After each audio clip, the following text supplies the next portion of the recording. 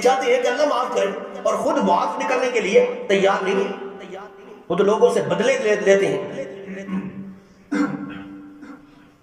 تو حضرت ابو بکر صدیق رضی اللہ تعالیٰ عنہ سے فرمایا کہ آپ حضرت مصطح کو معاف کر دیں، جو ان سے کوتاہی ہوئی ہے اسے درگزر کریں۔ ادھر آپ معاف کریں گے، اللہ بھی آپ کو معاف کرے گا۔ آج اگر مالی وسعت دی ہے تو اپنے اوپر جو اعتراض آیا ہے اس کی وجہ سے اپنے صدقے کو، خیرات کو نہیں روکنا چاہیے۔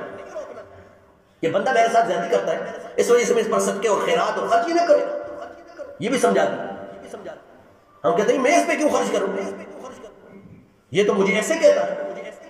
اور بعض لوگ تانے دیتے ہیں کہ ہمارے صدقے اور خیرات کھا کر یہ میرے ساتھ الجھتا ہے یا مجھے آنکھیں دکھاتا ہے۔ اللہ کی رضا کی خاطر خرچ کرنا چاہیے۔